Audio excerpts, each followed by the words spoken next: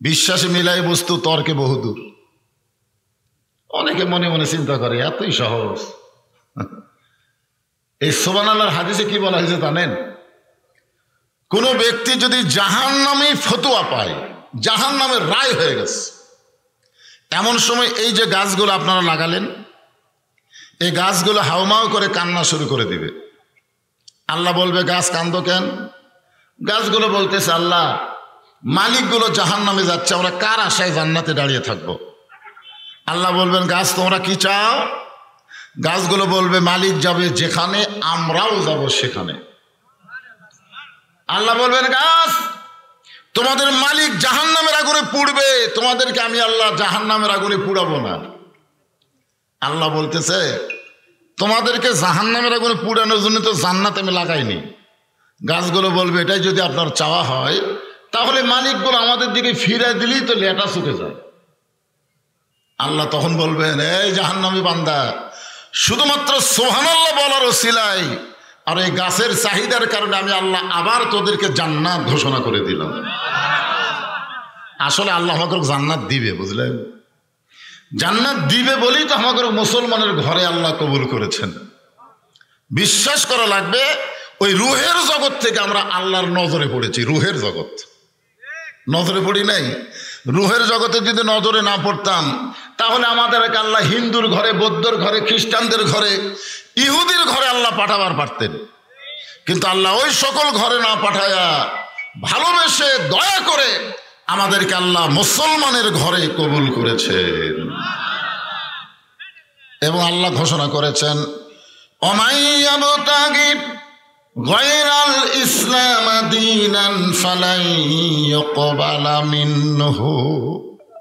ইসলাম ছাড়া অন্য কোনো ধর্ম কেউ যদি গ্রহণ করে, আল্লাহ বলেছেন তা কবুল করা হবে না।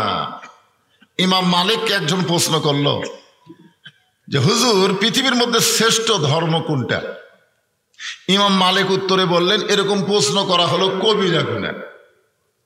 পৃথিবীর মধ্যে শ্রেষ্ঠ ধর্ম কোনটা এটা প্রশ্ন করাও কবিরা গুনাহ। ছাত্র বলল, তাহলে কি প্রশ্ন করব? ইমাম মালিক বললেন, ধর্মই তো একটা। ধর্ম কয়টা? আর সেটার নামই হলো ইসলাম। ইসলাম ছাড়া যতগুলো ধর্মের নামে আমরা জানি, এগুলো একটাও ধর্ম না। ইসলাম হলো জাত, আর ওরা হলো বিজাত। বিজাত বোঝেন? বিজাত কয় না, জাত আর বিজাত। তা আল্লাহ তাআলা আমাদেরকে দয়া করে, রহম করে এই মুসলমানের ঘরে কবুল করার পরেই আমরা বুঝতে পারলাম, রুহের জগৎ থেকেই আমরা আল্লাহর নেক নজরে পড়ে গেছি। জোরে কান সুবহানাল্লাহ।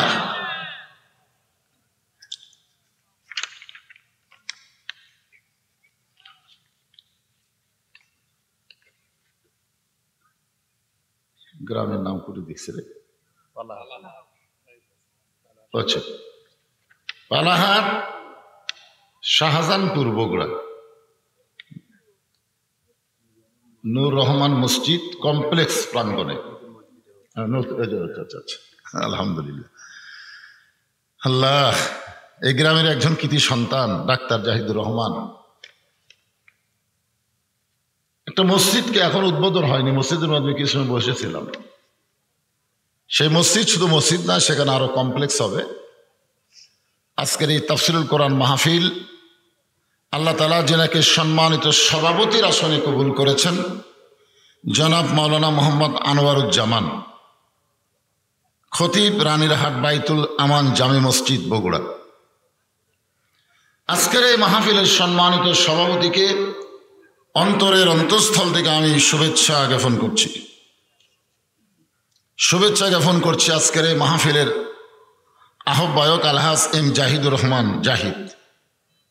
আজকের এই মাহফিলের সম্মানিত ওলামায়ে কেরাম, আপনাদের মাঝে মাঝে যে সমস্ত আলেম ওলামা বসে আছেন, মঞ্চে আছেন, যিনারা কিছু সময় আমার আগে আলোচনা করেছেন, আলেম ওলামা সহ আজকের মাহফিলের বক্তাগণকে অন্তরের অন্তঃস্থল থেকে আমি শুভেচ্ছা জ্ঞাপন করছি। এই মুহূর্তে আমার সামনে যারা বসে আছেন, মাগরিবের পরে মাহফিলে লোক হয়?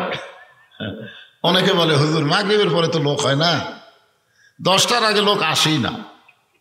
আপনাকে এলাকাতে একটা এরকম নিয়ম আছে না নাই? 10টার আগে লোক কোথায় পাবেন? আজকে কি মনে হচ্ছে? আর 5 থেকে 10 মিনিট পরে দেখবেন জায়গাই নেই। লোক হয় না মানে এখানে জায়গাই হবে না। যে সমস্ত আল্লাহর বান্দাদেরকে কোরআন পাগল বানায়া আজকের এই জান্নাতের বাগানে আমার সামনে কবুল করলেন, আমি আমার অন্তরের অন্তঃস্থল থেকে আপনাদের সবাইকে শুভেচ্ছা জ্ঞাপন করছি। সম্মানিত মা বোনেরা, পর্দার অন্তরালে বসে বসে যারা আলোচনা শুনতেছেন তাদেরকে শ্রদ্ধা জ্ঞাপন করে হাসিনার পলানোর পরে এই মুহূর্তে জানতে চাচ্ছি আপনারা সকলে কেমন আছেন? হ্যাঁ, কি হাসে? আরে আমরা ঠেলা করে দোয়া করছি, রব্বানা আতিনা ফিদ দুনিয়া হাসিনা। কি হাসানার জায়গায় হাসিনা মারছি। আজকে সে হাসিনা নাই। বাংলার মানুষ কষ্টে থাকলেও মানসিক ভাবে ভালো আছে। জোরে কোন কথা ঠিক কিনা? ভালো থাকা হলো দুই রকম। একটা ভালো থাকা হলো শারীরিক ভালো থাকা, শারীরিক, আর একটা হলো মানসিক। শরীরের দিক দিয়ে আমরা অনেকেই ভালো ছিলাম, কিন্তু মনের দিক দিয়ে আমরা খুব একটা ভালো ছিলাম না। কারণ এরকম কোরআনের মাহফিল আমার বক্তা ওয়াজ করতে আসলে সবসময় খালি সাইড মারতাম। সাইড বুঝেন না? পুলিশ ঘুরতেছে, র্যাব ঘুরতেছে, আজরাইল ঘুরতেছে, এটা আমাদের খেয়ালই ছিল না। খালি র্যাব, পুলিশ আর হাসিনা, আমরা কষ্টে বাঁচি না। এখন মাশাআল্লাহ এদিক থেকে আল্লাহ আমাদেরকে মুক্ত করেছে। এজন্য খুশি হয়ে জবান করে সমস্বরে সকলে বলি আলহামদুলিল্লাহ। রব্বানা লাকাল হামদ হামদান কাসীরান তাইয়িবান মুবারাকান ফিহি। আমরা আল্লাহর প্রশংসা করলাম। বিশেষ করে আমরা ভাগ্যগুণে এমন একজন নবী পেয়েছি যিনি শুধু আমাদের নবী না। আমরা দরুদের মধ্যে কি বললাম? আল্লাহুম্মা সাল্লি আলা সাইয়্যিদিনা। এই সাইয়্যিদিনা মানে বোঝেন আপনারা? আমাদের নবী শুধু নবী ছিলেন না, আমাদের নবী আমাদের নেতা, তুইয়া মুয়া নেতা না। লাকাদ কানা লাকুম ফি রাসূলিল্লাহি উসওয়াতুন হাসানা। যদি তোমরা সফলতা অর্জন করতে চাও দুনিয়ার সমস্ত প্যারিসের নেতাকে বাদ দিয়ে একমাত্র মুহাম্মদ সাল্লাল্লাহু আলাইহি সাল্লামকে তোমাদের আদর্শের নেতা হিসাবে গ্রহণ করে নাও। এ কথা কার?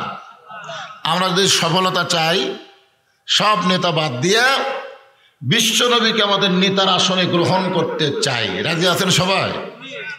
তাহলে আমি যেই বলবো আমার নেতা তোমার নেতা, সকলে বলবেন বিশ্ব নবী মোস্তফা। যাই বলবেন না আল্লাহর সামনে আসামি হবে হাসরে। নবী আপনাকে সুপারিশ করবি না। দেখি আপনি কত বড় বাপের বেটা, জান্নাতে যান। আল্লাহ যখন হাকিম হবেন, আমরা যখন আসামি হব, ওই সময় আমাদের নবী উকিল হয়ে, ব্যারিস্টার হয়ে আমাদেরকে সুপারিশ করে জান্নাতে পৌঁছায় দিবে। আসেন আমার মুক্তার, আসেন আমার ব্যারিস্টার, শেষ বিচারের হাইকোর্টেতে তিনি আমায় করবেন পার। আমি পাপী রাসূল জাবিন্দার। আমার নেতা তোমার নেতা খুব একটা সাইদের হলো না। অনেকে মনে করছে যে হুজুর মাগরিবের পরে একলা একলা চিল্লাচ্ছে, সামনে লোক নাই। আসলে কি লোক নাই? তা আমাদের নবীকে বিশ্ব নেতা জোরে বলতে কি আপনাদের আপত্তি আছে? আগামীতে আবার কিন্তু নিরপেক্ষ নির্বাচন হবে। কারণ আমরা ভাগ্যগণী ইউনুস পাচ্ছি। জোরে কোন কি পাচ্ছি? বিপদ আপদ মুসিবতে পড়লে কোন দোয়া পড়েন? দোয়া। ইউনুস যেদিন থেকে ক্ষমতার চেয়ার পাচ্ছে সেদিন থেকে আমাদের কোনো বিপদ নাই, সব বিপদ হাসিনার। জোরে কোন কথা ঠিক কিনা? আর হাসিনার সাঙ্গ পাঙ্গ। এখন আর 3টা লীগ নাই, আওয়ামী লীগও নাই, যুবলীগও নাই, ছাত্রলীগও নাই। এখন আছে আফসোস লীগ, গুজব লীগ, হতাশা লীগ। এলা সব লিখ যে কুটি পলাছে আল্লাহ ভালো জানে। মাঝে মাঝে দুই একটা গুজব পাওয়া যায়, আবার আসিতেছে। কে আসবি রে? দোয়া ইনুস বসে আছে, তোর কোন কথা ঠিক না। লা ইলাহা ইল্লা আনতা সুবহানাকা ইন্নী কুনতু মিনাজ জালিমিন। নবী ইউনূস নবীরে খাইলো মাছেতে গিলিয়া, ফেরেশতা পাঠাইলেন আল্লাহ ইসমে আজম দিয়া। দমে দমে সে হরদম পড়ে সে ইসমে আজম, মাছেরই উদর হইতে বাঁচাইলে প্রাণ। সবাই বলেন আল্লাহু আল্লাহু, বলেন আল্লাহু আল্লাহু, তুমি জাল্লে জালালুহু। শেষ করা তো যায় না গে তোমার গুণগান। আলহামদুলিল্লাহ। আমি একটা আয়াতের অংশ আপনাদের সামনে তেলাওয়াত করেছি। এখানে চারটা বিষয় আলোচনা হবে। 1 নম্বর হলো নামাজ, 2 নম্বর হলো কুরবানি, 3 নম্বর হলো বেঁচে থাকা, 4 নম্বর হলো মরা যাওয়া। লিল্লাহি রব্বিল আলামিন। সব কার জন্যে? আরো জোরে কন। 1 নম্বর কিন্তু নামাজ। নবুয়তের 10ম বৎসরে আমাদের নবী নামাজ পাইছেন। নবী হওয়ার 10 বছর পর, যাকে বলা হয় নবুয়তের 10ম বৎসর, নবীকে আল্লাহ তাআলা 5 ওয়াক্ত নামাজ দিয়েছেন। কয় ওয়াক্ত? 5 ওয়াক্ত নামাজ দিয়ে কোনো সময় আল্লাহ বলেনি যে আপনারা নামাজ পড়েন। এ কথা কোরআনেও নেই, হাদিসেও নেই। নামাজ পড়ার কথা আমাদের বাংলাদেশেও আছে, কিন্তু কোরআনেও নেই, হাদিসেও নেই। আমার সাথে একমত না দেব? আপনারা নামাজ পড়ার কথা কোরআনে পাবেন? আমার এলাকার এক ভণ্ড একজন নামাজিকে বলছে, তুই যে এত নামাজ পড়িস কোরআনে আসা? আরে পাগলা, কোরআনে তো নামাজ পড়ার কথা নাই, খালি নামাজ পড়িস। তো লোকটা কয় এত বছর নামাজ পড়তেছি, কোরআনে নাই? না, নাই তো। আমার কাছে বলতে, হুজুর আমরা যে নামাজ পড়ি এ কথা কি কোরআনে নাই? না ভাই, নাই তো। হায় হায় হায় হায়, সবাই ঘুম পাড়ে, আমি কষ্ট করে ফজর নামাজ পড়ি। হ্যাঁ, নবুয়তের 10ম বৎসর আল্লাহ তাআলা নবীকে 5 ওয়াক্ত নামাজ দিলেন, দিয়ে বললেন আকিমুস সালাত, নামাজ কায়েম করেন। এই নামাজ পাওয়ারও 3 বছর পর্যন্ত নবী মক্কা ছিলেন।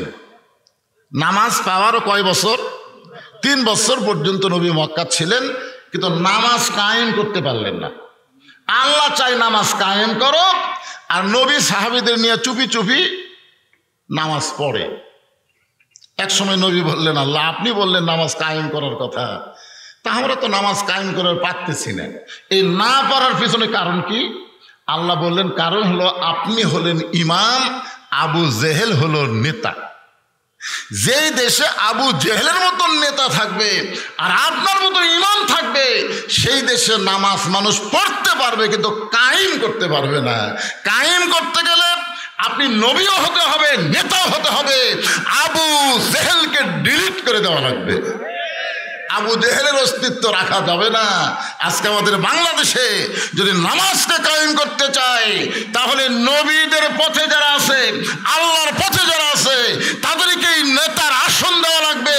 আবু জেহেল মার্কা কোনো নেতা বাংলার জমিনে চলবে না। জোরে কোন কথা ঠিক কিনা?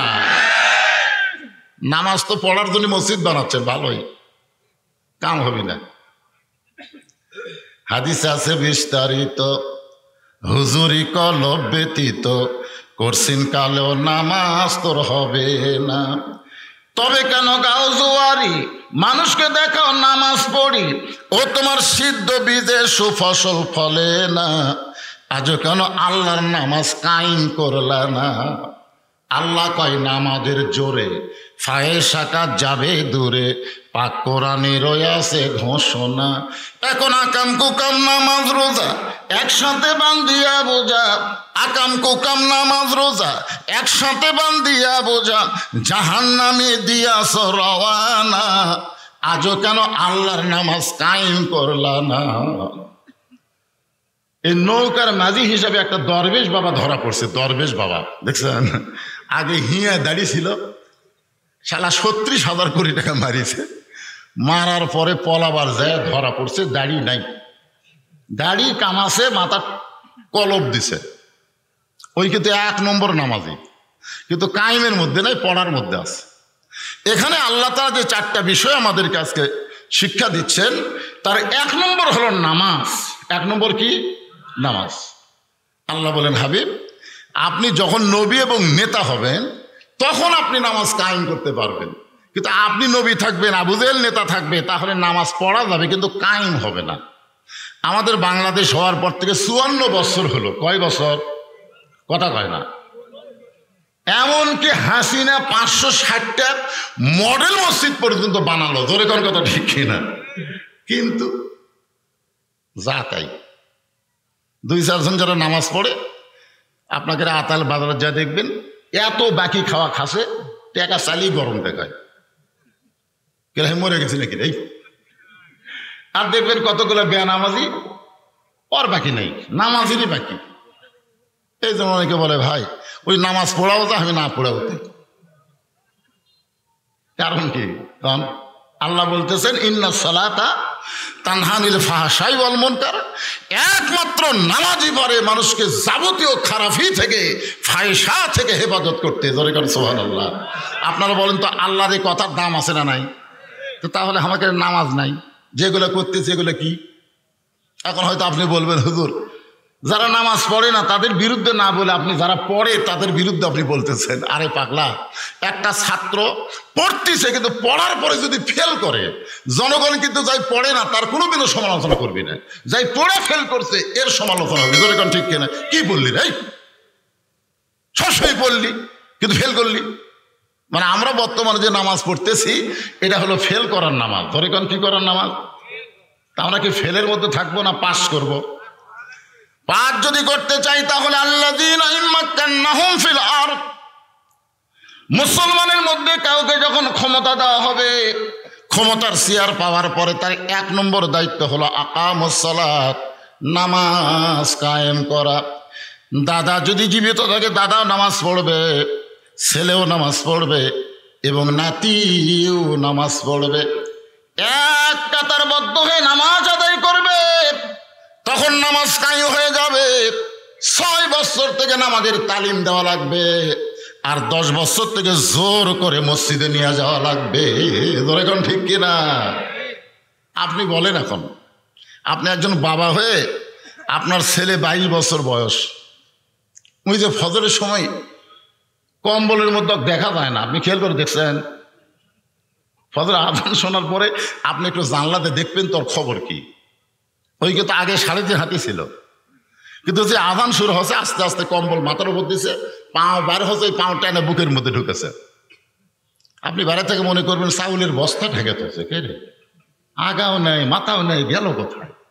আপনি আস্তে আস্তে গিয়া কম্বল আলগা করে দেখবেন কম্বলের তলে ওর সাইজ আর সকালবেলা সাইড ঠিবে কুত্তার সাইজ একই সাইজ।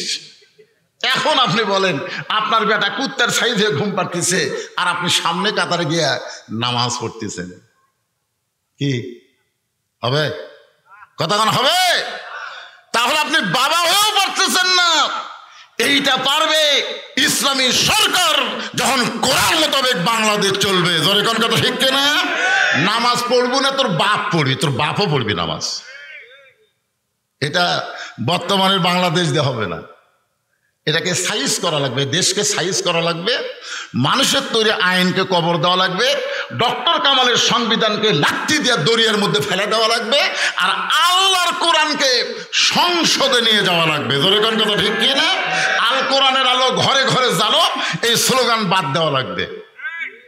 দেখি আপনারা কি করেন, এখন গলা খাকারে দেন। আল কোরআনের আলো সংসদে জালো। আলহামদুলিল্লাহ। আপনারা মনে করতেন হুজুর এতই সোজা, বেশি দিন নাই।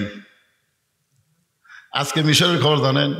মিশর এই খুব 1 সপ্তাহের মধ্যে দেখবেন মিশরও সাইজ হয়ে যাবে। সিরিয়া কিন্তু হয়ে গেছে, বাংলাদেশের হাসিনা ফল আছে, মিশরও সাইজে আসতেছে। এরপরে সমস্ত আল্লাহর কুদরতি পাওয়ার পড়বে ফিলিস্তিনের উপর। জোরে কোন কথা ঠিক কিনা? ইহুদির বাচ্চাদের অস্তিত্ব দুনিয়া থাকবে না, মুসলমানের রাজত্ব শুরু হবে। জোরে কোন কথা ঠিক কিনা? আমাদের বাংলাদেশের খবর জানেন? গোটা বাংলাদেশ ঘুরতেছে আপনাদের দোয়ায়। এই হাসিনা পলানোর পর থেকে আমাদের উপর গজব শুরু হচ্ছে। হাই রে ভাই, এখানে কিছুক্ষণ ওয়াজ করে আবার যাওয়া লাগবে তাই বলে হুজুরের গ্রামত। ওটি আবার এক ঝোঁক মেরে আসা লাগবে আবার বড় পুকুরে। এই যে ঘোরাঘুরি শুরু হচ্ছে এই বুড়া বয়সে, বুঝলেন? দাওয়াত না নিলে গাড়ি ভাঙবো হুজুর, 15 বছর ওয়াজ করে পারিনি, এই বছর নিয়ত করছি আপনি দেওয়ার দাওয়াত নেবেন না। মানে 15 বছর হাজিরা থাকাতে পারিনি তো। কারণ বাংলাদেশে একটাই বক্তা, আমি ডাইরেক্ট কথা না বললেও অ্যাঙ্গেলে এমন ডোজ দেওয়া দিছি যে আমার ওয়াজ বগুড়া যারা নিষেধ করে দিছে। জোরে কোন কথা ঠিক কিনা? এখন অ্যাঙ্গেলের দিন শেষ, ডাইরেক্টের বাংলাদেশ। জোরে কোন কথা ঠিক কিনা? অ্যাঙ্গেলই যে দেওয়া দিছি আমি, এখন ডাইরেক্ট পায় কি? এই জন্য সবাই গলা খাঁকারি করে স্লোগান দিলেন। এই স্লোগানের উপরে আমাদের বিশ্বাস করে এই 4টা বিষয়ে ওয়াজ শোনা লাগবে। 1 নম্বর হলো নামাজ। যেই নামাজটা আমরা জামাতের সঙ্গে আদায় করলাম, এই নামাজ দিয়ে আমি আপনাদের সামনে আলোচনা শুরু করতেছি। নামাজটা হলো মাগরিবের নামাজ। জোরে বলেন কোন নামাজ? কথা কয় না। 5 ওয়াক্ত নামাজের মধ্যে 4 ওয়াক্ত হলো জোর। ফজরের নামাজ 2 রাকাত হলেও জোর। জোহরের 4 রাকাত ফরজ হলো জোর। আসরের 4 রাকাত ফরজ হলো জোর। এশার 4 রাকাত ফরজ হলো জোর। কিন্তু মাগরিবের 3 রাকাত ফরজ হলো বেয়াজোর। জোরে কোন ঠিক কিনা? আপনি দেখবেন এশার নামাজের আজান দিয়ে 15 মিনিট পরে আপনি মসজিদে আসবেন, জামাত পাবেন। ফজরের আজান দিয়ে 8 ঘন্টা পর আসবেন, আপনি জামাত পাবেন। জোহরের আজান দিয়ে 15 মিনিট পরে আসবেন, আপনি জামাত পাবেন। আসরের আজান দিয়ে 15 মিনিট পরে আপনি মসজিদে আসেন, জামাত পাবেন। কিন্তু মাগরিবের আজান শোনার পরে 15 মিনিট পরে যদি আসেন, মসজিদ দেখবার পাবেন কিন্তু জামাত পাবেন না। ধরে কোন ঠিক কিনা? আপনারা বলেন তো, এই মাগরিবের আজান দেওয়ার সঙ্গে সঙ্গে কেন নামাজ পড়ি? আর এই নামাজটা জোর না হয়ে বেদর কেন হলো? এইটা যখন নবী আল্লাহর কাছে জানতে চাইলো, আল্লাহ বলে, হাবিব, এই মাগরিবের নামাজ 3 রাকাত ফরজ আপনাকে কেন দিলাম? যদি শুনতে চান তাহলে শোনেন। আপনার উপর যেই কিতাব আমি নাজিল করেছি, এই কিতাবের মধ্যে একজন নবীকে আমি উল্লেখ করেছি। এই নবীর নাম হলো ইয়াকুব নবী। জোরে কোন কোন নবী? ইয়াকুব নবী বাস করিতেন কেনানে, সবার চাইতে ভালোবাসতেন ইউসুফকে। ইয়াকুব নবী 2টা বিয়ে করছেন। জোরে কোন কয় বিয়া? এক বইয়ের পেট থেকে 10টা সন্তান হচ্ছে, আর এক বইয়ের পেট থেকে 2টা হচ্ছে। ইয়াকুব নবী এক সময় নির্জনে বলতেছে, আল্লাহ, আমি নবী হয়ে জন্ম দিলাম, আমার 2 ছেলে এত ভালো, আর এই 10টা এত খারাপ কেন হলো? নবী নবী আল্লাহ বলতেছে, ইয়াকুব, তোর বউ কয়টা? তো বউ তো 2টা। কয়, যে বউ ভালো ওই বইয়ের পেটের বনিয়ামিন ইউসুফ ভালো, আর যে বউ খারাপ ওর পেটের থেকে যে 10টা সন্তান বাড়াছে, এই 10টাই খারাপ। এখান থেকে আমরা প্রমাণ পেলাম, সন্তান ভালো মন্দ হওয়ার পিছনে বাপের কোনো দায়িত্ব নাই। সন্তান ভালো মন্দ হয় মায়ের কারণে। জোরে কোন কথা ঠিক কিনা? কারণ কি? বাবা আনন্দে মাতিয়া সাগরে ভাসাইয়া সেই যে চইলা যায়, খবর লয় না।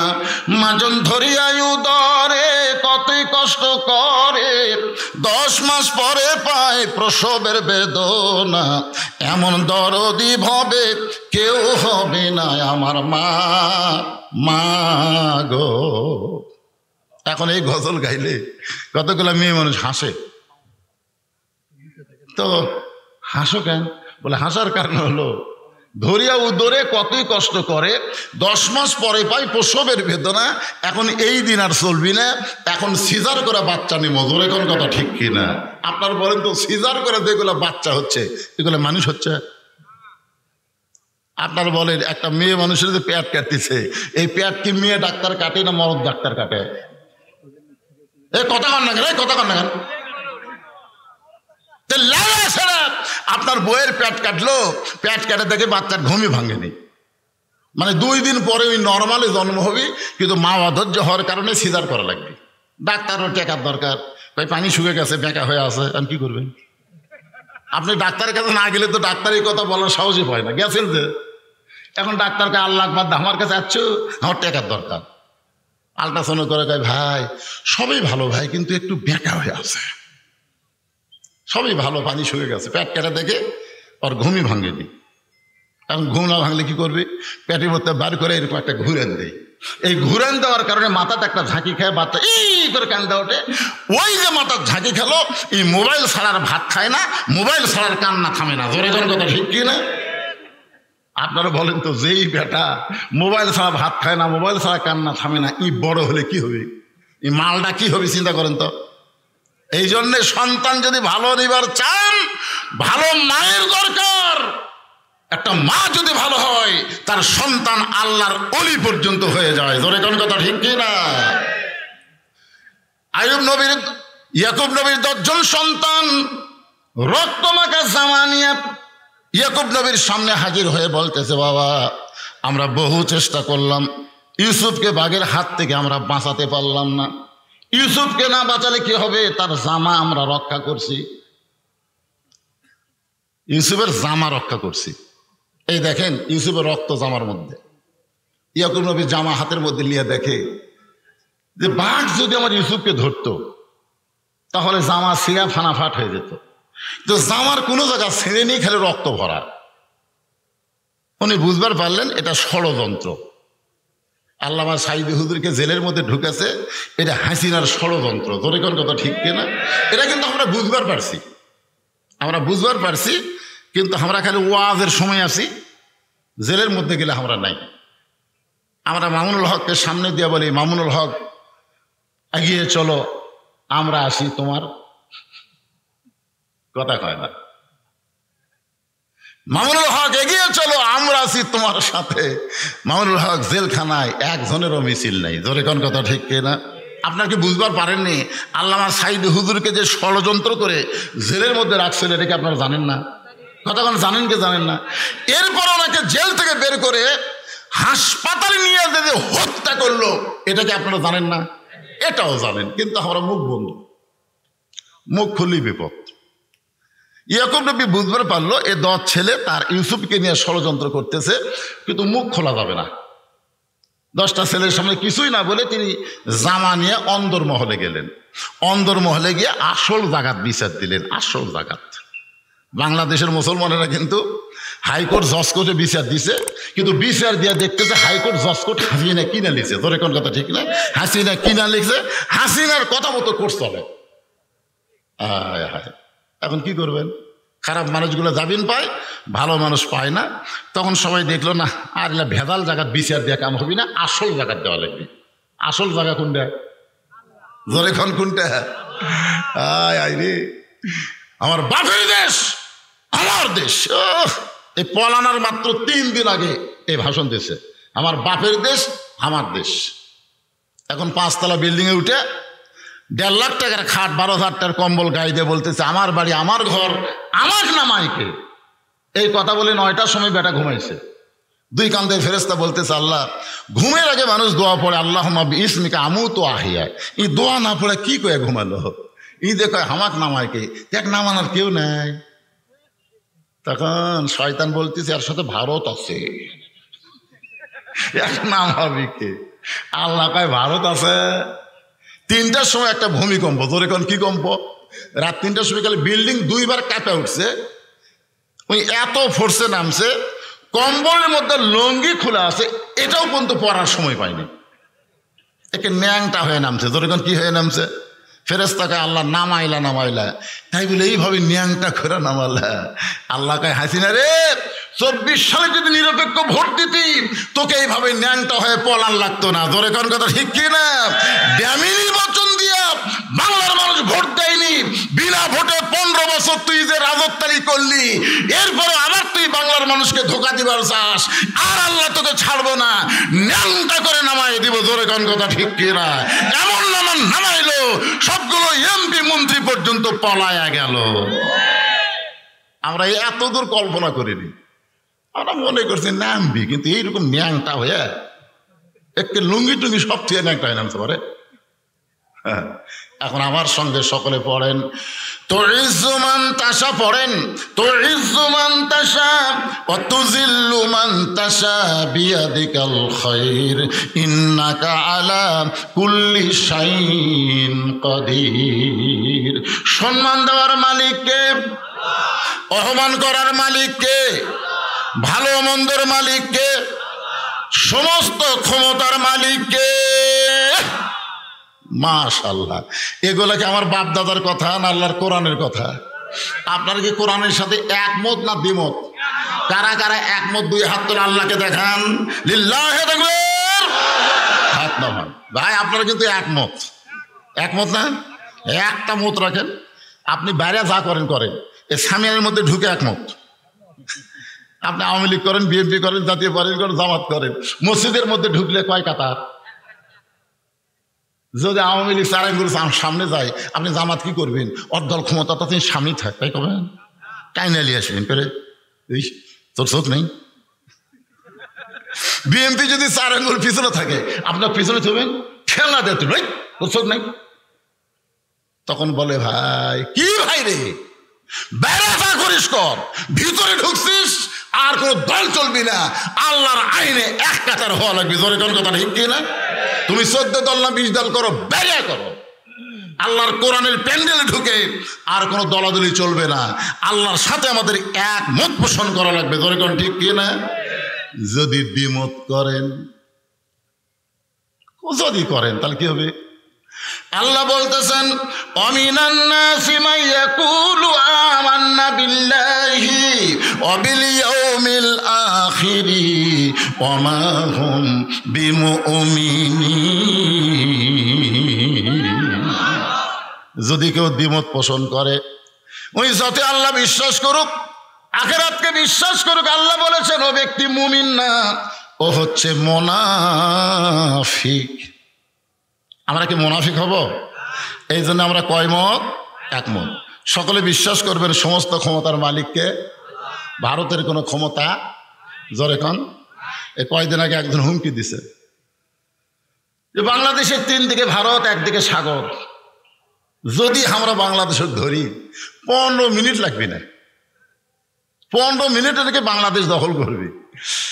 এই কথা বলার সাথে সাথে আমি একটা ফেসবুকে স্ট্যাটাস দিছি যে মালওয়ানের বাচ্চারা, তোরা তো ভগবাল্লা ঘুরিস, আল্লাহর খবর জানিস না, খালি একবার ভিতরে ঢুকে দেখ, আমাদের হাতে 3.5 হাত লাঠি আছে আর একটা করে খুর আছে, খুর ঢুকবো, কাটমো আর পোলটা দেবো। তোর কথা ঠিক না?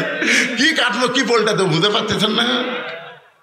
সুন্নতে খাতনা করবো, কলেমার দাওয়াত দেব, মুসলমান হিসাবে গ্রহণ করব, কোনো ভগবানের অস্তিত্ব বাংলার জমিনে থাকবে না। ধরে কোন কথা ঠিক কিনা? কারণ আমরা পারমাণবিক, আমরা অ্যাটম বোমারে ভয় করি না, আমরা ইব্রাহিমের সন্তান। নমরুদের আগুনের চূড়া যদি ইব্রাহিমের জন্য আল্লাহ শান্তির বাগান বানাবার পারে, আমাদের জন্য আল্লাহ কাফেরদের অ্যাটমকে মিষ্টি ভাঙ্গি তরমুজ বানাবার পারে। ধরে কোন কথা ঠিক কিনা? আপনারা বলেন তো, আলা কুল্লি শাইইন কদির, প্রত্যেকটা বিষয়ের উপরে ক্ষমতা কার? মাশাআল্লাহ, একমত, কিচ্ছু হবে না। বারবার নমরুদ বলেছিল, ইব্রাহিম একবার তাকা, যে আগুন দাউ দাউ করে জ্বলতেছে, একবার তাকা। ইব্রাহিম বলে, আমার ঠেকাও পড়েনি, আমি তাকে আছি কার দিকে? আল্লাহর দিকে। আমি জানি তুই যতই জ্বলা, আগুনের পুড়ানোর ক্ষমতা তোর হাতত নাই।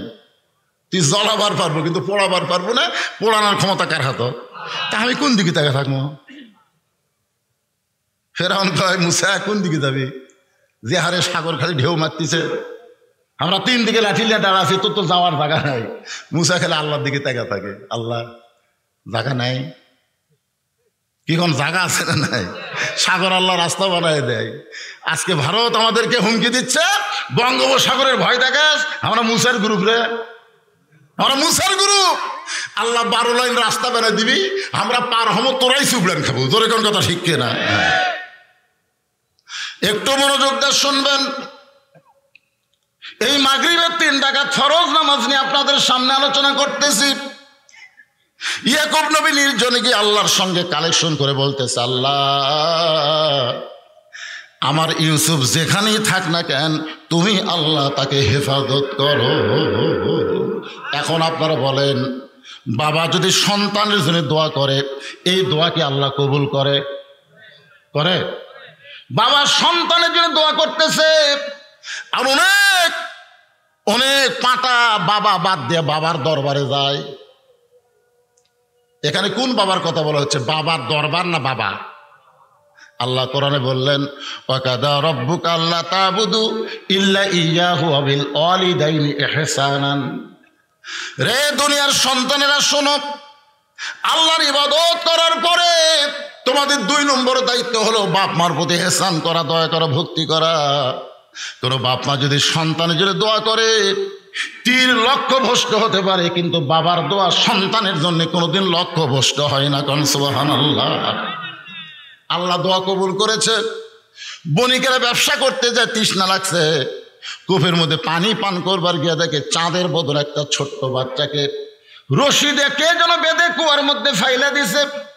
পানি খাওয়া বাদ দিয়ে ইউসুফকে তুলে তারা বাজারে বিক্রি করতে চায়। জুলাইখা নামে একটা মহিলা তাকে কিনে লালন পালন করে। ইউসুফ নবী যখন বয়স্ক হয়ে যায়, যুবক হয়ে যায়, মিন শারিল আসওয়াসিল খান্নাস, জুলাইখার ভিতরের নফস ইউসুফকে স্বামী হিসাবে গ্রহণ করতে চায়। আজিজ মিশরের বিবি জুলাইখা ইউসুফকে যখন স্বামী হিসাবে গ্রহণ করতে চায়, ইউসুফ আপত্তি জানায়, বলে ইন্নী আখাফুল্লাহ, আমি আল্লাহকে ভয় করি, আল্লাহকে ভয় করি। তুমি যতই দরজা জানলা বন্ধ করে অকাম করতে চাও, আমি ভয় করি কাকে? হাসিনা। 13 সালে হাসিনাকে সম্পর্কে মামুনুল হক বলেছেন, 13 সালে যখন গ্রেফতার হয়ে আমি জেলখানায় যাই, আল্লামা সাইদি হুজুরের সঙ্গে আমার দেখা হলো। আল্লামা সাইদি হুজুর বলেছিলেন, এই কালকি জুলাইখা, ওই কালকি জুলাইখা, যার নাম হলো হাসিনা। ধরে কারণ যার নাম কি? আর ইউসুফ মানে আমাদের সাইদি হুজুরকে এই হাসিনা প্রস্তাব দিল, যদি আপনি বাহিরে বের হয়ে এই জামাত ইসলাম বাদ দেন, ইসলামী দলকে বাদ দেন, তাহলে আপনাকে বাংলাদেশের বিশাল একটা পোস্ট দিব, আপনাকে বিচারকের আসন দেব। নানা রকম আসন দেওয়ার পরেও সাইদি সাহেব কোরআন শরীফ থেকে তেলাওয়াত করলেন, ইন্নাল্লাযীনা ক্বালু রাব্বুনাল্লাহু সুম্মা ইসতাকামু তাতানাজ্জালু আলাইহিমুল মালাইকা আল্লা তাখাফু ওয়া লা তাহজানু ওয়া আবশিরু বিল জান্নাতিল্লাতী কুনতুম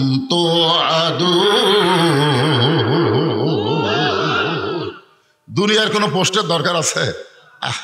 আজকে বলেন তো, আল্লামা সাইদি হুজুর যে তপকায় পৌঁছে গেছে, এই হাসিনার মধ্যে 1 কোটি হাসিনা পারবি?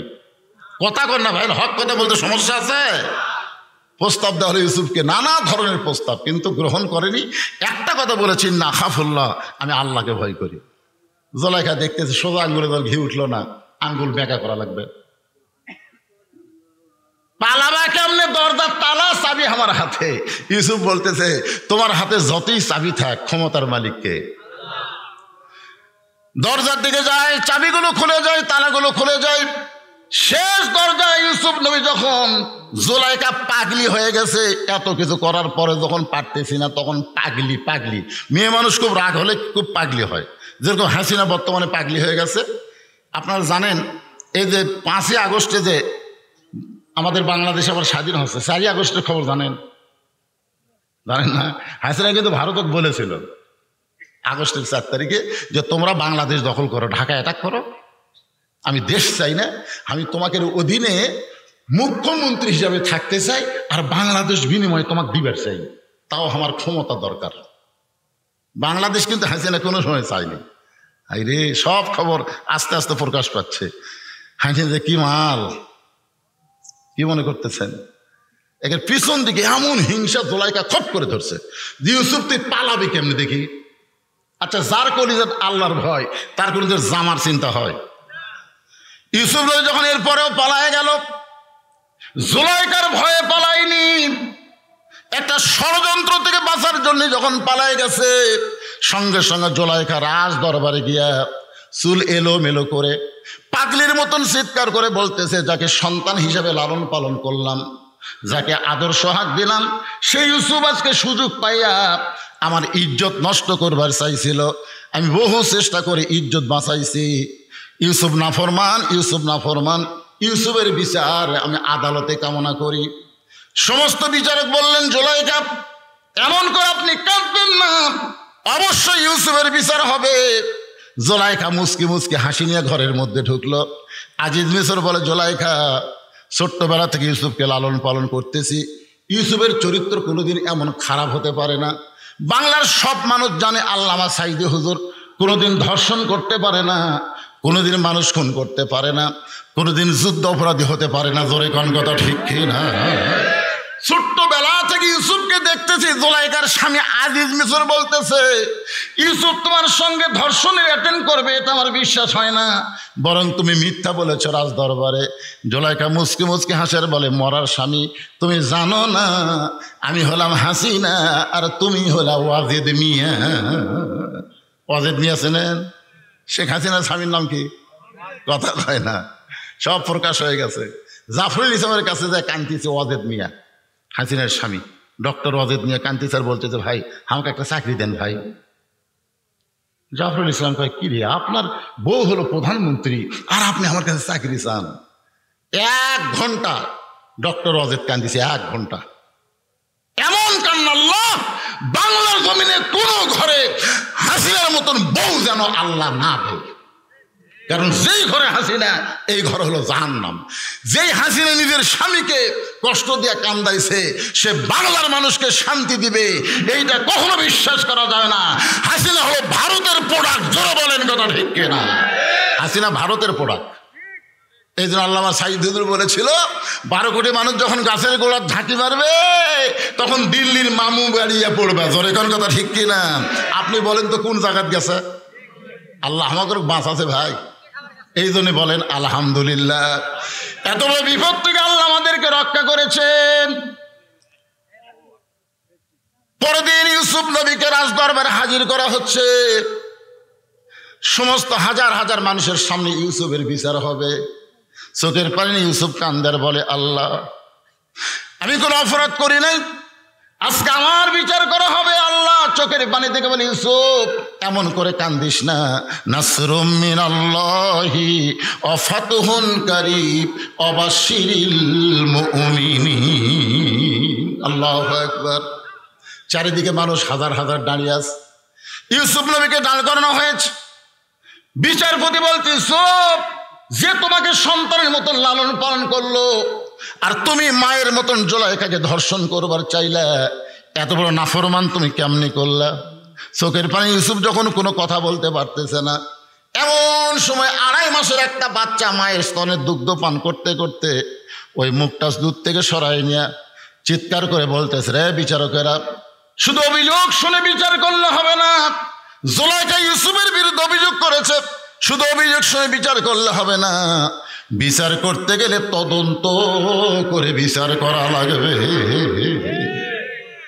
সমস্ত লোক অবাক হয়ে গেছে, কে রে, কে কথা কয়, এমন ভাবে কে কথা বলল? এমন সময় মা সন্তানকে নিয়ে বিচারকের সামনে গিয়ে বললেন, বিচারক আমার এই বাচ্চা 2.5 মাস মাত্র বয়স, এই বাচ্চা কথা কেমনে বলে, এই বাচ্চাই এগুলো কথা বলতেছে। তাকে টেদের সামনে নিয়ে যাওয়া হলো। বাচ্চা আবার জবান খুলে বললেন, জুলাইখা অভিযোগ করেছে ইউসুফ তাকে ধর্ষণ করতে চায়, আর সেই অভিযোগের উপর তাকে বিচার করতেছেন। আপনার তদন্ত করে দেখেন, ইউসুফের জামা সামনে যদি ছিঁড়ে যায় তাহলে বুঝবেন ইউসুফ দোষী, আর ইউসুফের জামা যদি পিছন থেকে ছেঁড়া হয় তাহলে বলবেন জুলাইখা দোষী। কারণ ইউসুফ যখন জুলাইখাকে ধর্ষণ করবার চাইছে, জুলাইখা ইজ্জত বাঁচাতে গিয়ে ইউসুফের জামার সামনের দিকে ছিঁড়ে গেছে, কিন্তু ইউসুফ যখন জুলাইখা তাকে আটকাবার থাকতে চায় না, তখন জামা পিছন দিকে ছিঁড়ে যাবে। আপনার তদন্ত করে দেখেন তো জামার খবর কি। সমস্ত বিচারক তদন্ত করে দেখতেছে, জামার সামনে ছেঁড়া তো দূরের কথা, কোনো ময়লা পর্যন্ত লাগে নাই, আর পিছন দিকে দেখে জামা ছিঁড়ে গেছে। সমস্ত বিচারক বুঝবার পারছে এখানে কিন্তু জুলাইখা দোষী। সবাই চোখ বন্ধ করে আছে আর মনে মনে চিন্তা করতেছে, ইউসুফ তুমি নির্দোষী, কিন্তু আমরা চাপে পড়ে গেছি। এখন চাপে পড়ে আমরা জবান খুলবার পারতেছি না। কারণ আজিজ মিশরের বউ হলো জুলাইখা, প্রধানমন্ত্রীর বউ জুলাইখা, তাকে যদি আমরা দোষী বলি তাহলে আমাদের বিচারকের পদ হয়তো থাকবে না। সমস্ত বিচারক জবান বন্ধ, কিন্তু প্রধান বিচারপতি বললেন, ইউসুফ তুমি দোষী। বিনা দোষে দোষী কইরা আল্লাহ ইউসুফ গেল জেলখানা। আল্লাহ উপায় বলো না, জনম দুঃখী কপাল পোড়া নবী ইউসুফ একজন। বাংলাদেশের জামাত ইসলামের বড় বড় নেতাদেরকে ফাঁসি দেওয়া হয়েছে। মতিউর রহমান নিজামের মতো আল্লাহর ওলিরে ফাঁসি দেওয়া হয়েছে, মুজাহিদ জামাতের সেক্রেটারিকে ফাঁসি দেওয়া হয়েছে, কামরুজ্জামানকে ফাঁসি দেওয়া হয়েছে, শহীদ কাদের মোল্লাকে ফাঁসি দেওয়া হয়েছে, এমনকি মীর কাসিম আলী 12টার সময় ফাঁসি হবে, রাত 12টায়। 10:30 উকিল বলতেছে, স্যার আপনার তো রাত 12টায় ফাঁসি হবে। এখন কয়টা বাজে? 10:30। তাহলে এখন 2.5 ঘন্টা আছে, ঘন্টা দিয়ে ঘুম পাড়ি, 2 ঘন্টা ঘুম পাড়ি। যখন 11:30 বাজবে তখন আমার ডাক দিও। উকিল কাইকের মানুষ নাকি, 2.5 ঘন্টা পর তার ফাঁসি হবে, তাই বলে আবার 2 ঘন্টা ঘুম পাড়বি। উকিল মনে করছে হয়তো ফাঁসির চিন্তায় পাগলা হয়ে গেছে, এই মনে করে উকিল চলে গেছে। যখন রাত 11:30 বাজে তখন আয়সা দেখে ঘুম পাড়তিছে, লাখের সাউন্ড, কি ঘুম? উকিল ডাক দিয়ে বলতে, স্যার আর 8 ঘন্টা। আলহামদুলিল্লাহ, খুব শান্তির ঘুম পারলাম বারে, আজকে তো ঘুম হলো। 8 ঘন্টা পর আপনার ফাঁসি হবে, এখনো সময় আছে তো। ওযু করে 2 রাকাত নামাজ পড়ে পাঞ্জাবি গাওয়ার দিয়ে বলতেছে, আমার কেমন লাগতেছে, দেখো তো আমার চেহারা কিরকম লাগতেছে। স্যার আপনি ফাঁসির মঞ্চে যাচ্ছেন, এখন আবার চেহারা কি? বলে, তোমরা খালি বারবার ফাঁসি বলতেছো, কিন্তু আমি তো দেখতে পাচ্ছি আল্লাহ আমার জন্য 8টা জান্নাতের দরজা খুলে ধরেছে। হুজুর আপনার ফাঁসি হবে, স্যার আপনার ফাঁসি হবে। মীর কাসিম আলী তখন কোরআন থেকে তেলাওয়াত করতেছেন, ওয়ালা তাকুলু লিমান ইউকতালু ফি সাবিলিল্লাহি আমওয়াতুন বাল আহইয়াউ ওয়ালাকিন লা তাশউরুন। ইন্না সলাতি ওয়া নুসুকি ওয়া মাহইয়ায়া ওয়া মামাতি লিল্লাহি রাব্বিল আলামিন। আমার নামাজ, আমার কুরবানি, আমার বেঁচে থাকা, আমার মরে যাওয়া বলেন কার জন্যে? বাঁচবেন তো, মরবেন না? কারণ বাঁচবেন তো, মরবেন না? যাদেরকে এভাবে হত্যা করা হয়েছে তারা কি আসলে মরিছে? আবু সাইদ কি মরছে? আমার গ্রামের এক ছেলের নাম আবু সাইদ। আমার কয়, হুজুর কি নাম রাখবো? আমি আবু সাইদ। এখন সবাই ডাকতেছে আবু সাইদের বাপ, আবু সাইদের মা। আমার খালা তো বোনের মেয়ে হয়েছে। খালা কয়, বাবা তুমি একটা হুজুর মানুষ, একটা ভালো নাম তো হতো। আমি বললাম, খালা আপনার এই নাতনির নাম রাখেন হাসিনা। যেই খুশি হাসিনা। খালা 30 সেকেন্ড আমার সাথে কথা কয় না, মোবাইল খালি ধরে আছে। আমি কই, খালা কি হলো? খালা কি? খালা কথা না। 30 সেকেন্ড পরে বলতেছে, তুই জালেম না আলেম রে? তোর কাছে একটা ভালো নাম শুনলাম আর তুই হাসিনা কোস? হাসিনা হলো একটা খুনি। আমি তখনই বুঝলাম আগামী 50 বছর বাংলাদেশের কোন মেয়ের নাম কেউ ঘৃণা করে হাসিনা তুবি না। তোর এখন কথা ঠিক না? হোসাইন প্রত্যেক পাড়ায় পাড়ায় আছে, এজিদ খুঁজে বার করেন তো। হাসিনা হলো এজিদ মার্কা। এরা একবার পৌঁছে গেছে ভাই, আর খুঁজে পাওয়া যাবে না। যতই চেষ্টা করেন বাংলার ক্ষমতার চেহারে আর ফিরে আসার কোনো সুযোগ, আরো ধরে বলেন সুযোগ। অন্য কেউ আসতে পারে অন্য কোনো নাম নিয়ে। বাজার একটু খেয়াল করবেন, ইন্না সলাতি, নামাজ নিয়ে কথা বলতেছি। ইউসুফ নবীকে জেলখানার মধ্যে বন্দি করলো। আমার আল্লাহ তাআলা সম্মান দিয়ে এক সময় মিশরের খাদ্যমন্ত্রী বানালো। শেষ পর্যন্ত ইউসুফ নবীকে আল্লাহ তাআলা মিশরের প্রেসিডেন্ট বানায়া দিল। খালি তোদের এই জেলখানা থেকে হাসপাতালে না গিয়ে সাইদি হুজুরকে হত্যা না করতো, আজকে হাসিনার পরে যদি আল্লাহ আমার সাইদি হুজুর বাংলাদেশে বের হতো, আয় আয় আমাকে এরকম ক্যানভাস করা লাগতো। আমার এই তেল তেল আওয়াজ দেখা আমি করি। সাইদি হুজুরের জন্য এমন কোনো মাঠ ময়দান নাই যে ময়দানে জনগণ বসার জায়গা দিবে, দাঁড়ানোর জায়গা দিবে। ধরে কোন কথা ঠিক কিনা? কোরআনের বিজয় অতি শীঘ্রই হতো যদি আল্লাহর ওলি জীবিত অবস্থায় বাংলায় আসতো। জোরে কোন কথা ঠিক কি না? কিন্তু তার শাহাদতকে আমরা একেবারে দুর্বল হিসেবে দেখবো না। গানের মধ্যে যখন সবাই বলে আল্লামা সাইদি তুমি মরনি, শহীদ হয়েছ আমরা এটাই জানি। প্রত্যেকটা বক্তার ভিতরে আল্লামা সাইদি হুজুরের একটা স্পৃহা আছে না নাই? জোরে কোন আছে না নাই? এক সাইদি দুনিয়া থেকে চলে গেছে, এখন হাজার হাজার সাইদি বের হবে। অতি সত্তর বাংলার জমিনে আল্লাহর কোরআনের বিজয় হবে ভাই। এই জন্য একটু মনোযোগ দিয়ে শুনতে হবে। মিশেল যখন প্রেসিডেন্ট হয়ে গেল, এমন সময় ওই দশজন ভাই ইসু নবীর সামনে দাঁড়ায় বলতেছে, মহামান্য রাষ্ট্রপতি, আমাদের বাড়ি হলো কেনান দেশে, আমাদের বাবার নাম ইয়াকুব নবী, আমাদের বাবা আমাদের দেশে অত্যন্ত অভাব চলতেছে, মেহেরবানি করে আপনি যদি আমাদের একটু খাবার ব্যবস্থা করেন, একটু খাদ্য দেন, তাহলে সেই খাদ্য আমরা কেনান দেশে নিয়ে যাব।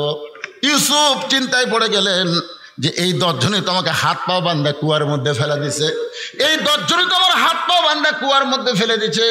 আজকে যখন ক্ষমতার চেয়ার পাইছি, আজকে এদেরকে সাইজ করা লাগবে। এই কথা যখন মনের মধ্যে চলে আইছে, আজকে ক্ষমতার চেয়ার হলো আমার কাছে, আর এরাই 10 জন আমাকে হাত পা বান্ধা কুয়ার মধ্যে ফেলে দিছে, প্রতিশোধ নেওয়ার দরকার আছে না নাই? এই চিন্তা যখন ইউসুফ নবী করতেছে, এমন সময় আল্লাহ তাআলা ইউসুফের সামনে বলতেছে, ইউসুফ রে, এরা যদি কুয়ার মধ্যে তোকে না ফাইলা দিত, তাহলে তুই কি আজকে এই জায়গায় আসতে পারতি? এই জায়গায় আসার পিছনে এদের কুয়ার মধ্যে ফেলে দাও একটা হেকমত। জোরে কোন কথা ঠিক কিনা? আজকে জামাত ইসলামের আমির যখন হাসিনার পতন হলো, তখন ইসলামী ছাত্র শিবিরের ছেলেরা পুরাপুরিভাবে আমিরকে বলল, আমির সাহেব এমন একটা সুযোগ আছে, আমরা এখন কি করব?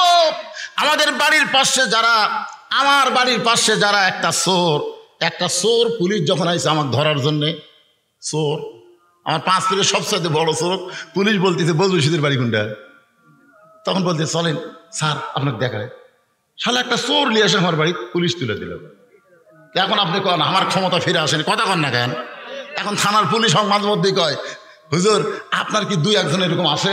কারণ দৈনিক 14টা আওয়ামী লীগ আমাকে ধরা লাগবে। হুজুর দেখেন তো কোনো আওয়ামী লীগ আপনার ক্ষমতা আছে নাকি? না, আমরা তো আওয়ামী লীগকে ধরে দেব না, কারণ আওয়ামী লীগে আমরা তওবা করার সুযোগ দিব। ওরা আমাদের ভাই, জোরে করে কথা ঠিক কিনা? ওদের সাথে আমাদের কোনো শত্রুতা নাই। জামাত ইসলাম আমির বলেছে কোনো শত্রুতা হবে না, বরং মিলেমিশে আগামীর বাংলাদেশ আমরা গড়তে চাই। জোরে করে কথা ঠিক কিনা? কুয়ার মধ্যে ফেলে দিছে দেখে এদেরকে আমি ক্ষমতার চেয়ার পাশে থেকে সাইজ করবো না? ইসু নবী বললেন কি করি? আল্লাহ বলতেছে 42 বছর আগেকার ঘটনা ভুলে যা। কয় বছর? 42 বছর আগেকার ঘটনা এখন আর মনে করে লাভ আছে? বিয়ার দিনে বউকে সন্দেহ হচ্ছে, বাসর ঘরে বউয়ের গাঁত হাত দিবারছে দেয় না। বউ বলে কি গো গাঁত হাত দিবারছে দেও না কেন? কয় না, কিছু কয়ও না। বারাসা ঘুরতেছে, বাপ মাকে খেয়ে, বাবা কি হয়েছে রে, কি সুন্দর বউ তোকে দিলাম, বউ থুয়ে তুই বারান্দাত ঘুরিস। আব্বা আমার সন্দেহ হয়, মনে হয় বিয়ার আগে আমার বউ প্রেম করছে। বাপ কয় বিয়ার আগে করছে তুই দেখছিস? দেখিনি আব্বা, আমার সন্দেহ হয়। এখন থেকে এমন ভাবে স্বামী স্ত্রী মহব্বত কর, আর যেন প্রেম করবার না পারে, তকলিয়ে যেন পাগলা হয়। যা, ওই বাপ মার কথা শুনে স্বামী স্ত্রী করে খাচ্ছে। 42 বছর পর্যন্ত সংসার করছে, ছেলে হচ্ছে, মেয়ে হচ্ছে, লাতি লুৎকুর হচ্ছে। এখন বাপ মা মরে গেছে, মরে যাওয়ার পরে ওই ব্যারাম, ওই ব্যারাম আবার মাথা চানা দিছে। বউ বলতে তোকে তালাক দেবো। বউকে কারণ বিয়ার আগে প্রেম করছিস, তো বিয়ার আগে প্রেম করছিস, বাসরাতি তালাক দেন। এত বছর সংসার করে এখন তালাক দেওয়া মানে গন্ডগোল হওয়া। শালা হাসিনা পাগলি, তোর বাপ দিছে মাফ করে 71 সালে। জোরে কোন কথা ঠিক কথা কন না কেন? 71 সাল থেকে আমরা কত সাল পর্যন্ত মিলেমিশে আমরা বসবাস করতেছি। জোরে কোন কথা ঠিক কিনা? এই শালা পাগলি ভারত যে কি বুদ্ধি দিল, আবার মাথা ছাড়া দিয়ে এরা স্বাধীনতার শত্রু। আপনারা কম এটা করে হাসিনা ভালো করছে না গন্ডগোল? যদি বাপের মতন মাফ করে দিত তাহলে আজকে হাসিনা ভারতে পলানো লাগতো না। একটু মনোযোগ দিয়ে শোনেন, ইয়াকুব নবী যখন সন্ধান পাইল মিশরের প্রেসিডেন্ট হল তারা হারিয়ে দেওয়ার সন্তান ইউসুফ। এতদিন পর সন্তানকে বুকের কাছে পায়, আল্লাহর শুকরিয়া আদায় করার জন্যে এক নিয়তে 3 রাকাত নামাজ পড়ে। ওই 3 রাকাত নামাজ আল্লাহর এতই ভালো লাগছে, আল্লাহ ডাকল, হাবিব ইয়াকুব ইউসুফের এই 3 রাকাত নামাজ আমি আপনার উম্মতের জন্য মাগরিবের নামাজ হিসেবে দিয়ে দিলাম। আপনার উম্মতেরা মাগরিবের 3 রাকাত নামাজ যখন জামাতের সঙ্গে কায়েম করবে, ইয়াকুব ইউসুফের সম পরিমাণ সওয়াব আমি আল্লাহ দিয়া দিব। এই যে এখন যে নামাজের আযান দিল, এই নামাজের নাম কি? এশার নামাজ। 2 ওয়াক্ত নামাজ যদি আপনি জামাতে না পড়েন, 2 ওয়াক্ত নামাজ যদি আপনি জামাতে না পড়েন, একটা হলো ফজর, একটা হলো এশা, তাহলে আল্লাহ আপনাকে আস্তে আস্তে মুনাফিকের মধ্যে নাম লিখবে। এজন্য ফজর এশা এই 2 ওয়াক্ত জামাত কিন্তু মিস করা যাবে। এই যে 4 রাকাত ফরজ নামাজ আমরা আদায় করব, এশার 4 রাকাত ফরজ নামাজ যখন নবীকে দেওয়া হলো, নবী বললেন, আল্লাহ এই 4 রাকাত এশার নামাজ আদায় করলে আমার উম্মতের প্রতি আপনি কেমন খুশি হবেন? আল্লাহ কয়, হাবিব এই দুনিয়াতে যত নবী গেছে প্রত্যেকটা নবীরা মৃত্যুবরণ করে তারপরে আমার কাছে ফিরে আইছে, কিন্তু একজন নবী এখন পর্যন্ত মরে নাই, 4র্থ আসমানে বিশ্রাম করতেছে। ধরে কোন সুবহানাল্লাহ। যেই নবী এখন পর্যন্ত মরে নাই, 4র্থ আসমানে বিশ্রাম করতেছে, আপনার বলেন তো সেই নবীর নাম কি? আরো জোরে কন। যারা হজ করছেন তো ইনশাল্লাহ করেন না এখনো? রাসূলের রওজার পাশে আবু বকর ওমর, তারপরে ফাঁকা। কিন্তু এত দামি জায়গা, মক্কা মদিনার কত দামি দামি বাসা টাসা মারা গেল, তাহলে রাসূলের রওজার পাশে ফাঁকা জায়গা তারকে কবর দিল না? না, এত সহজ। এই ফাঁকা জায়গা একটা আসতেছে। এতে গজওয়াতুল হিন্দ, ভারতের সঙ্গে তখন আমাদের যুদ্ধ হবে রে, তখন ইমাম মেহেদী আলাইহিস সালাম আসবে, পাশে পাশে ঈসা আলাইহিস সালাম আসবে। ভাই একটা মালওয়ান পৃথিবীর খুঁজে পাওয়া যাবে না। তোরে কোন কথা ঠিক না?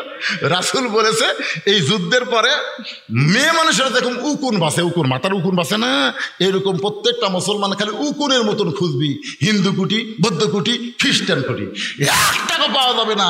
পাহাড়ের গুহার মধ্যে এমন ভাবে ওরা লুকিয়ে যাবে, গোটা পৃথিবী আল্লাহ তাআলা মুসলমানের পায়ের তলে দিয়ে দিবে। ধরে কোন সুবহানাল্লাহ। 4র্থ আসমানে ঈসা নবীকে আল্লাহ যখন নিয়ে গেল, ঈসা বলতেছে, আল্লাহ দুনিয়াতে মানুষ যায় মরার জন্যে, কিন্তু আমার যে মৃত্যু হলো না, আমি কি মরব না? আল্লাহ বলে, ঈসা শুধু একজনই মরবে না, কুল্লু মান আলাইহা ফানিউ ওয়া ইয়াবকা ওয়াজহু রাব্বিকা যুল জালালি ওয়াল ইকরাম। শুধু একজনই মরবে না, তিনি কে? সবাই জবান খুলে বলেন, তিনি কে? যে আজরাইল আমাদের জান কবজ করে, ইও কত মরবে। ঈসা বলতেছে, আল্লাহ আমার মৃত্যু কোথায় হবে? 4র্থ আসমানে। আল্লাহ কয়, না, দুনিয়াতে হবে। ঈসা বলতেছে, আল্লাহ আবার আমাকে নবী করে দুনিয়াত পাঠাবেন? আল্লাহ কয়, না ঈসা, তোমাকে নবী করে পাঠানো হয়েছিল, তোমাকে যেভাবে বাড়ি ঘেরাও করছে, বাড়ি ঘেরাও করার কারণে তুমি কি করতেছে? আল্লাহ আল্লাহ আল্লাহ, ইহুদির মারার জন্য বাড়ি ঘেরাও করছে। আল্লাহ আল্লাহ আল্লাহ। আল্লাহ কয়, অত কান্দিস করে, বাঁচার জন্য তুই অত কান্দিস করে, তো ঘরের ছাদ ফাঁকা করে আমি তোকে আসমানে নিয়ে আসবো। শোনেন, আমাদের নবীকে যখন বাড়ি ঘেরাও করলো মক্কার কাফেররা, নবী একটা বড় বলে নাই, আল্লাহ ওরা আমাকে মারার জন্য বাড়ি ঘেরাও করেছে, আমাকে বাঁচাও। এ কথা নবী একবারও বলেনি, কারণ নবী জানে আল্লাহ আমার সাথে, আমি আল্লাহর কাছে। জোরে কোন কথা ঠিক কি না? আল্লাহ বলে দিলেন, নবী একটাবার বলেন না, এদের দাও কুড়ালে আপনাকে মারার জন্য বাড়ির চারিধার ঘেরাও করে আছে, আপনি কিছুই বলেন না। নবী বলতেছে, আল্লাহ আপনি যা চাবেন আমার চাও তাই, আমার জীবন আমার মৃত্যু কার জন্যে? আল্লাহ বললেন, ঠিক আছে, আপনাকে আমি আসমানত আনতেছি না, আপনাকে আমি এখান থেকে মদিনাত পাঠাচ্ছি। সুবহানাল্লাহ। ঈসা নবীকে নিয়ে গেছে কুটি 4র্থ আসমানে, আর নবী পাঠালো মদিনাত। কি জন্য পাঠালো? কারণ নামাজ কায়েম করা লাগবে। মক্কাত নামাজ পাচ্ছে, নামাজ শুধু পড়লে হবে না, নামাজকে কায়েম করবার গেলে আমাদের নবীকে আসমানে না নিয়ে মদিনায় পাঠায় দিলেন। আসমানের চাইতো মদিনার দাম আল্লাহর কাছে অনেক বেশি। জোরে কোন কথা ঠিক কিনা? ঈসা বলতেছে, আল্লাহ তাহলে আবার দুনিয়াতে আমি যাব কি হয়ে? আল্লাহ বললেন নবী করে তোমাকে আর দুনিয়াতে প্রেরণ করা হবে না, বিশ্ব নবীর উম্মত করে তোমাকে প্রেরণ করা হবে। যে বলেছে বিশ্ব নবীর উম্মত, সঙ্গে সঙ্গে ঈসা নবী এক নিয়তে 4 রাকাত নামাজ পড়ছে। আল্লাহ বলে ঈসা তুমি 4 রাকাত নামাজ পড়লা কারণ কি? বলে আল্লাহ নবী হয়ে আমি খুশি হবার পারিনি, কিন্তু বিশ্ব নবীর উম্মত হতে আমি এত খুশি, শুকরাতান 4 রাকাত নামাজ আদায় করেছি। এ কারণে আমার সঙ্গে সবাই বলেন নবী না হয়ে দুনিয়ার, না হয়ে ফেরেশতা আল্লাহর হয়েছি উম্মত আপনার, তার তরে শুকুর। 1000 বার করে চলবে না, তার তরে শুকুর কোটিবার। আল্লাহ বলে ঈসা নবীর 4 রাকাত নামাজ আমি আল্লাহর এতই ভালো লাগছে নবী, আপনার উম্মতের জন্য এশার 4 রাকাত ফরজ হিসেবে দিয়ে দিলাম। জামাতের সঙ্গে যখন এশার নামাজ কায়েম করবে ঈসা নবীর সমপরিমাণ সওয়াব আমি আল্লাহ দিয়া দিব। বিশাল একটা সময় এশা থেকে ফজর, 2 ওয়াক্ত নামাজ কিন্তু লম্বা, ফজর থেকে জোহর আর এশা থেকে ফজর। আর এই 3 ওয়াক্ত দেখেন আসর মাগরিব এশা লাগালাগি, একটা নামাজ শেষ না হতে আর একটা। দেখেন ওয়াজ শুরু করতে আজান দিছে, মাগরিব পড়ে কেবল ওয়াজ শুরু করতে এশার আজান দিছে। তার মানে কি এই 3 ওয়াক্ত খালি তাড়াতাড়ি, ঠিক না? আসর মাগরিব এশা, একটা শেষ না হতে আর একটা। কিন্তু এশা থেকে ফজর, ফজর থেকে জোহর এ লম্বা হওয়ার পিছনে কারণ কি? আল্লাহ বলেন হাবিব কারণ হলো ফজর থেকে জোহর লম্বা সময় দিয়েছি, যে এই লম্বা সময়ের মধ্যে আপনার উম্মতেরা কাজ কাম করবে, খেতে খামারে কৃষি কাজ করবে, ব্যবসা বাণিজ্য করবে, চাকরি বাকরি করবে, কুলি মজুরি করবে। এই লম্বা সময় এরা কাজ কাম করে দেহের যে ক্ষয় হবে, এশা থেকে ফজর আমি আল্লাহ লম্বা সময় দিলাম। এই সময়ের মধ্যে এরা ঘুম পাড়বে, দিনের বেলা যে ক্ষয় হয়েছে রাতের বেলা ঘুমের মাধ্যমে আমি আল্লাহ সেই ক্ষয়টা আবার পুরা করে দেব। এখন চিন্তা করে দেখেন এশা থেকে ফজর এই সময়টা আমাদের কাছে কি সময়? কথা কয় না, ঘুমের সময় বাবা। আপনারা মনে করেন রাত 12টা না হলে ওয়াজ হয়? ওয়াজ যদি টাইমলি হয় তাহলে অসুবিধা কি? অনেক বক্তা আছে এখন 40 মিনিট 1 ঘন্টা ওয়াজ করতেছে। তা আমি যদি মাগরিবের পরে এসা পর্যন্ত 1.5-2 ঘন্টা ওয়াজ করি তো সমস্যা কোন জায়গা? কোনো সমস্যা আছে? আজকের ওয়াজের পরে আপনার ডাঁটে এশার নামাজ পড়ে ডাঁটে একটা ঘুম দেবেন, ফজর নামাজ পড়তে কোনো ক্লান্তি মনে হবে না। ধরে কোন কথা ঠিক কে না? এই যে ফজরের নামাজ, এই 2 রাকাত নামাজ যখন জামাতের সঙ্গে আদায় করবেন, 350 বছর পর আদম নবীর তওবা যখন কবুল হলো, এই তওবা কবুল হয়েছে বর্তমানে যে কাবা ঘর, ওই কাবা ঘর তখন ঘর ছিল না, ওই ফাঁকা জায়গার মধ্যে তওবা কবুল হয়েছে। তওবা কবুল হয়েছে বিশ্ব নবীর ওসিলা ধরে, আমাদের নবীর ওসিলা করার কারণে আল্লাহ তাআলা আদম নবীর তওবা কবুল করেছেন। যেই মাত্র তওবা কবুল হয়েছে শুকরিয়াতান 2 রাকাত নামাজ আদায় করলো। আল্লাহ বলে হাবিব আদম নবীর এই 2 রাকাত নামাজ আপনার উম্মতের ফজরের ফরজ হিসাবে দিয়ে দিলাম।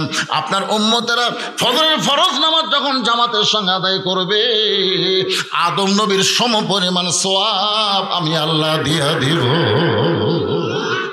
ইব্রাহিম নবী যখন চড়কের উপরে বসে আছেন, বাবা আজর রশি ধরে টানতেছে, নমরুদের আগুনের চুলা দাও দাও করে জ্বলতেছে। বারবার ফেরেশতা জিবরাইল বলতেছে, ওগো আল্লাহর নবী ইব্রাহিম আপনি যদি চান আল্লাহ আমাকে 600 পাকা দিয়েছে, একটা পাকার বাতাস দিব আগুনের চুলা সাগরের মধ্যে গিয়ে নিভে যাবে। ইব্রাহিম নবী মুস্কি মুস্কি হাসে। জিবরাইল বলে আপনাকে বলতে আপনি যদি চান। ইব্রাহিম বলতে জিবরাইল তওবা কর, তওবা কর, আমি হলো আশরাফুল মাখলুকাত, তোরা ফেরেশতারা আমার বাবা আদমকে সেজদা করছে। কেরে যেই ফেরেশতা আমার বাবা আদমকে সেজদা করে আর সেই ফেরেশতার কাছে আমি সাহায্য চাবো? তুই যে বারবার বলতেছিস আপনি যদি চান, তোর কাছে লাগবে কেন? হাসবি আল্লাহু নিমাল ওয়াকিল অনিমাল মাওলা অনিমান নাসির। আলা ইব্রাহিম, আগুনের চুলা যখন শান্তির বাগান হয়ে যায় শুকরিয়াতান 4 রাকাত নামাজ আদায় করে। এই 4 রাকাত নামাজ আল্লাহর এতই ভালো লাগছে, উম্মতে মুহাম্মাদের জন্য জোহরের ফরজ হিসেবে আল্লাহ দিয়ে দিছে। জোহরের ফরজ নামাজ যখন জামাতের সঙ্গে কায়েম করবেন ইব্রাহিম নবীর সমপরিমাণ সওয়াব আল্লাহ দিয়ে দিবে। 5 ওয়াক্তের মধ্যে কয় ওয়াক্ত হলো? ইন্না সলাতের উপর ওয়াজ হচ্ছে। এরপরে ইন্না সলাতে ওয়া নুসুখি, নুসুখি শব্দের অর্থ হলো কুরবানি। আপনারা বলেন তো, আমি যে ওয়াজ নসিহত করে আমার এলাকার যারা দাওয়াত দিবার যান, যাওয়ার পর আপনারা কি দেখবার পান? এখানকার কোনো লোক বোধহয় আমার এলাকা যায়নি।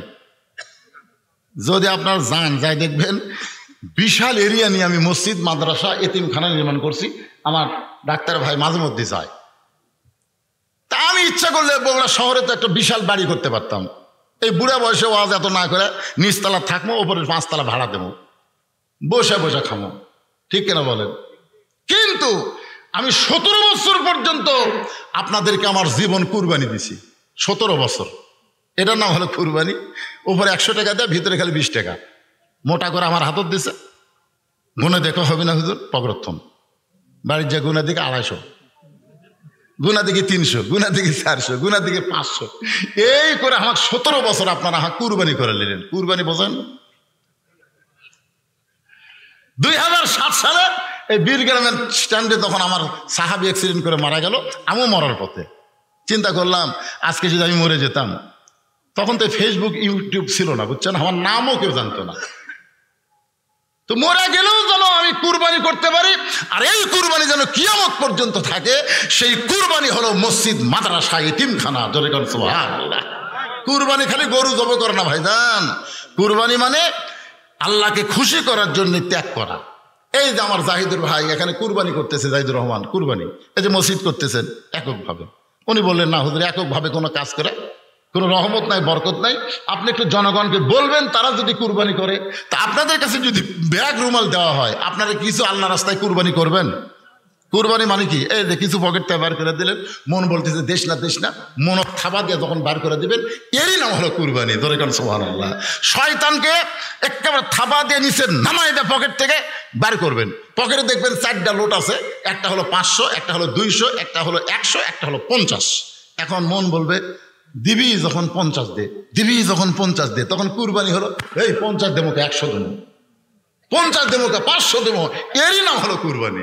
এখন আপনাদের কাছে ব্যাগ যাবে, রুমাল যাবে, কুরবানি করবেন আপনারা? যা পারবেন 10, 20, 50, 100 দিবেন। কথা কয় না? দিবেন। কারা কারা দিবেন আল্লাহকে একটু হাত দেখেন তো দেখি। যারা যারা কুরবানি করবেন তারা হাত তোলেন তো দেখি। মাশাআল্লাহ, তার মানে সবাই করবে। তো কাজ করে টাকা দিবেন, বস্তা তো থাকবি না। এই এক ব্যাগ, অনেকগুলো ব্যাগ নিয়ে দাঁড়ায় আছে। আচ্ছা আচ্ছা, অনেকগুলো ব্যাগ। এই ব্যাগ ছাড়া অন্য রঙের ব্যাগ যান টাকা ঢোকে না।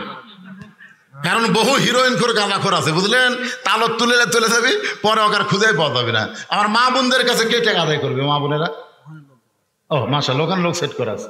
যাও ব্যাগলা ঢোকো, দেরি করো কেন? সবাই কুরবানি করবে।